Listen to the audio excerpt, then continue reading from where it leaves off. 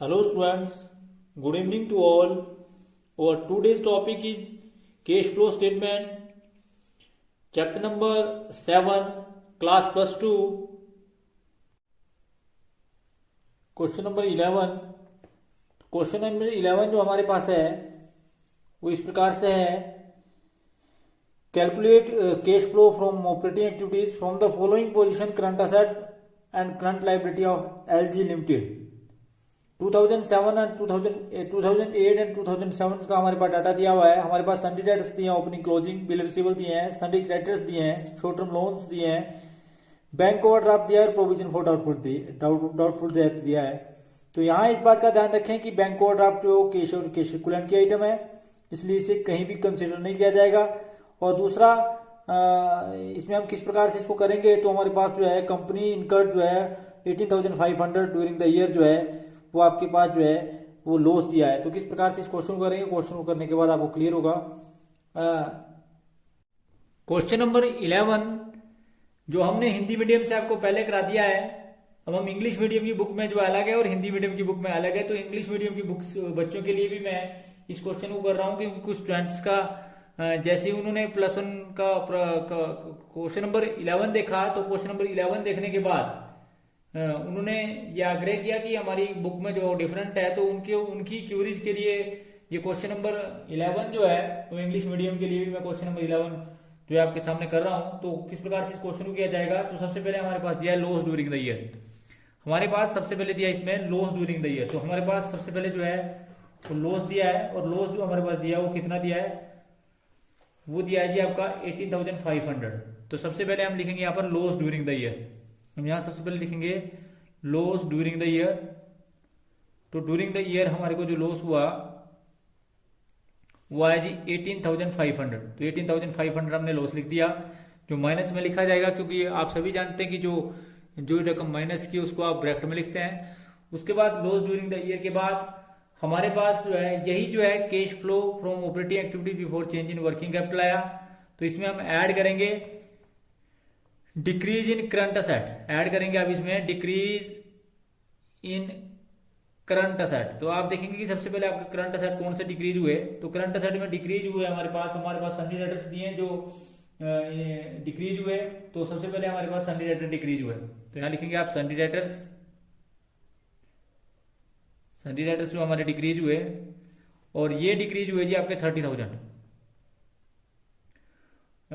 उसके बाद अगर सन्डी डेटर्स के बाद अगर डिक्रीज करने की बात करें तो आपके पास और आइटम कौन सी डिक्रीज हुई थी, बिल रिसीवेबल आपके इंक्रीज हुए, सन्डी क्रेडिटर्स जो भी है आपके जो है वो क्योंकि लाइबिलिटी है, शॉर्ट टर्म लोन्स जो है वो आपके बड़े यानी कि इंक्रीज हुई। उसके बाद जो है डिक्रीज इन करंट असेट में, और आपके पास जो है डिक्रीज इन करंट असेट में कुछ नहीं है। तो इसके बाद हम करेंगे add increase in current liability, add करेंगे इंक्रीज इन करंट लायबिलिटी। तो जो करंट लायबिलिटी आपकी बढ़ी वो भी आप लिखेंगे। तो इंक्रीज इन करंट लायबिलिटीज में आपके पास जो लायबिलिटी बढ़ी, ध्यान रखें इस बात का, वो आपकी बढ़ी थी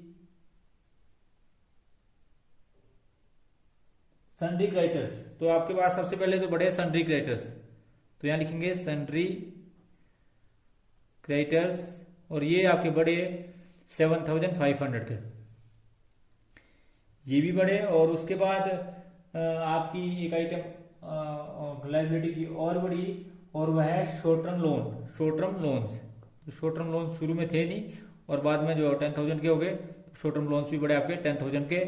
तो टोटल आपका जो बढ़े वो बढ़े जी 47,500, और 47,000 में से 18,500 जब आपने घटाया तो आपके पास अब ये प्लस का आ गया अमाउंट, और ये आपके पास आया 29,000। उसके बाद आप जो है इसमें से लेस करेंगे, लेस करते हैं आप increase in current asset.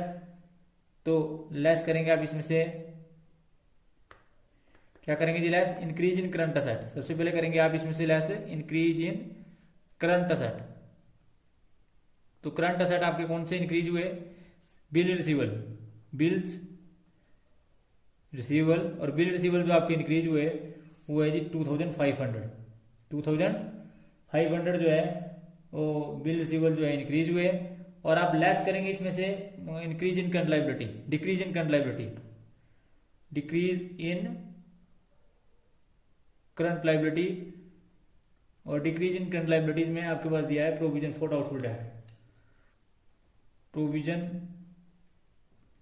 For doubtful dates, और ये आपके वो है 1500, और टोटल जो है वो माइनस का हुआ 4000, जिसको आप ब्रैकेट में लिखेंगे या माइनस का चिन्ह लगाते हैं, और जो आपके पास आंसर आया वो आया जी 25,000। ये आपके पास आया cash flow from operating activities.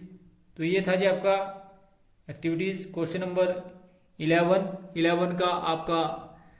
उसके बाद हम 11 का ए करेंगे, किस प्रकार से 11 का ए किया जाएगा आप क्वेश्चन देखेंगे, और उसके बाद हम क्वेश्चन को करेंगे तो किस प्रकार से 11 का ए किया जाएगा। अगला क्वेश्चन हम करते हैं क्वेश्चन नंबर 11 का A, cash flow from operating activities, compute the cash from operating activities from the following. Sundry criteria आपके पास दिए हैं, और सन्डी क्राइटेरिया आपके पास 2008 और 2007 के दिए हैं। उसी प्रकार से आपको बिल्स पेबल दिया, आउटस्टैंडिंग एक्सपेंसेस दिए हैं, बैंक ओवरड्राफ्ट दिया है, शॉर्ट टर्म लोन्स दिए हैं, प्रोविजन फॉर डाउटफुल डेट दिए हैं, सन्डी डेटर्स दिए हैं, गुडविल दिए है, और the company incurred 15,000 loss during the year, calculate cash flow from operating activities. तो यहाँ पर इस क्वेश्चन के अंदर इस बात का ध्यान रखें आप कि जो गुडविल आपके पास दी हुई है, अगर क्वेश्चन के अंदर देखें आपकी गुडविल जो आपके पास दी हुई है, तो गुडविल की वैल्यू बड़ी है, अर्थात गुडविल जो है वो शुरू में थी नहीं और लास्ट में जो है 12,500 हुई, तो इसका मतलब ये परचेज है, इसलिए इसका ऑपरेटिंग एक्टिविटीज में नहीं आएगी बल्कि इन्वेस्टमेंट एक्टिविटीज में आएगी। तो यहाँ पर गुडविल यूजलेस है। तो हम क्वेश्चन करते हैं जिससे आपको और अधिक क्लियर होगा। क्वेश्चन नंबर 11 का ए, हमारे पास जो है सबसे पहले जो इसमें दिया हुआ है नेट लॉस, इसमें भी हमारे पास जो है नेट लॉस दिया हुआ है, तो हम यहाँ पर लिखेंगे net loss during the year. सबसे पहले जो लिखा जाएगा वो नेट लॉस लिखा जाएगा, और जो आपके पास ड्यूरिंग द ईयर दिया है उसको आप लिखेंगे ड्यूरिंग द ईयर, जो आपके पास नेट लॉस दिया है। और net loss during the year आपके पास दिया है, जिसमें ध्यान रखें इस बात का कि net loss during the year जो आपके पास दिया है वो दिया है जी आपके पास 15,000। तो ये आपका 15,000 माइनस का है net loss during the year. और इसमें आप ऐड करेंगे इंक्रीज और decrease in current liability. Increase मतलब आप सबसे पहले decrease in current asset add करेंगे इसमें, क्योंकि यही जो है नेट लॉस जो है वो cash net loss before change in working capital आ गया, तो हम इसमें ऐड करेंगे आप इसमें डिक्रीज इन करंट एसेट, जितने भी करंट एसेट डिक्रीज हुए उनको आप ऐड करेंगे, डिक्रीज इन करंट एसेट। तो करंट एसेट जो डिक्रीज हुए वो देखेंगे हम बारी बारी से। तो करंट एसेट हमारे डिक्रीज हुए हम देखेंगे, सबसे पहले जो हमारे करंट एसेट हैं वो हैं कौन से, तो सन्डी डेटर्स हमारे पास जो है वो सन्डी डेटर्स हैं, तो हम लिखेंगे यहाँ पर सन्डी डेटर्स डिक्रीज हुए, और सन्डी डेटर्स जो डिक्रीज हुए वो है 10,000। सन्डी डेटर्स के बाद आप अगली आइटम देख लें भी और क्या डिक्रीज हुई आपकी। सन्डी डेटर्स के बाद और कोई अगर आप देखें तो और कोई भी डेटर्स हुए और डिक्रीज नहीं हुए। उसके बाद आप देखेंगे कि आपकी increase in current liability add करते हैं आप इसमें, increase in current liability add करते हैं आप इसमें, इंक्रीज इन करंट लायबिलिटी। तो कौन सी करंट लायबिलिटी आपकी जो है इंक्रीज हुई, तो हम देखेंगे यहाँ पर इंक्रीज इन करंट लायबिलिटीज कौन सी हैं, तो जिसमें आप देखते हैं कि जो आपकी करंट लायबिलिटी इंक्रीज हुई वो हुई जी आउटस्टैंडिंग एक्सपेंसेस। जो आपके आउटस्टैंडिंग एक्सपेंसेस हैं वो भी इंक्रीज हुए, आउटस्टैंडिंग एक्सपेंसेस, और वो इंक्रीज हुए जी आपके 2,500। तो 2,500 आप जब इसमें जोड़ेंगे तो आप सभी जानते हैं कि जब आप इसमें 2,500 जोड़ेंगे, क्योंकि आउटस्टैंडिंग एक्सपेंसेस आपकी हुए जी इसमें, और आइटम भी आप देख लें कि उसके अतिरिक्त आपकी कोई और आइटम तो नहीं इंक्रीज हुई। तो बैंक ओवरड्राफ्ट इसमें शामिल नहीं किया था, शॉर्ट टर्म लोन आपके उतने के उतने ही रहे, और प्रोविजन फॉर डाउटफुल डेट भी आपके जो है डिक्रीज हुए, और सन्डी डेटर्स भी आपके, और गुडविल तो आप इसमें आती नहीं है। तो आप देख लें कि और कोई आइटम आपकी हो तो आप इसको देख लें, तो और कोई आइटम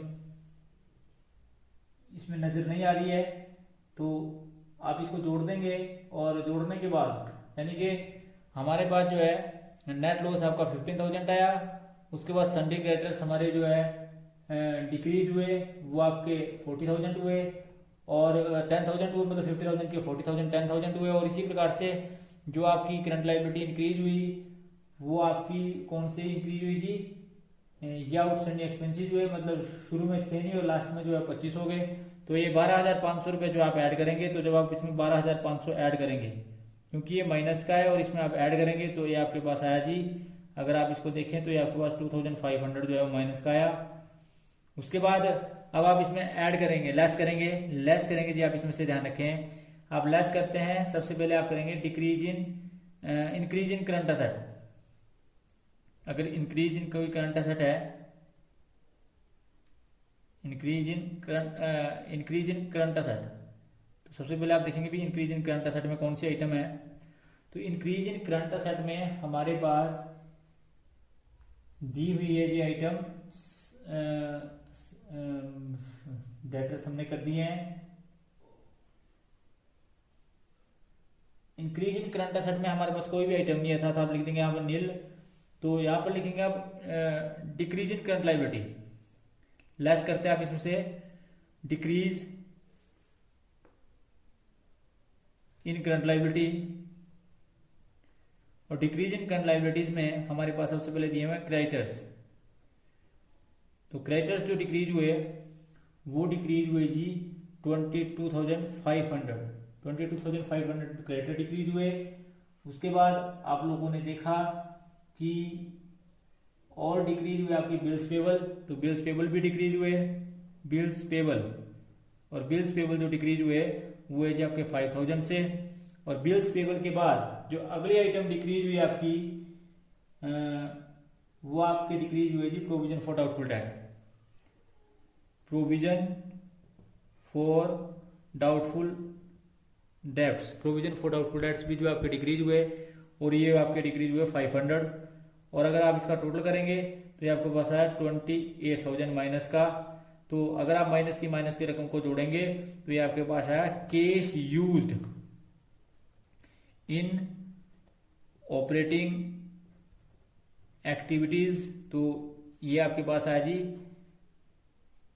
30,500 जो माइनस का है। तो इस प्रकार से ये आपने कैलकुलेट किया, तो ये आपके पास आया कैश यूज्ड इन कौन सी एक्टिविटीज जी, ऑपरेटिंग एक्टिविटीज, जो आपका माइनस का है। तो इस प्रकार से 30,500 आया। तो ये क्वेश्चन नंबर 11 का आपका ए था। तो किस प्रकार से जो है आपने ये किया। तो thanks for watching the video. Please like, comment and subscribe my channel and press bell icon for next notification. Thank you.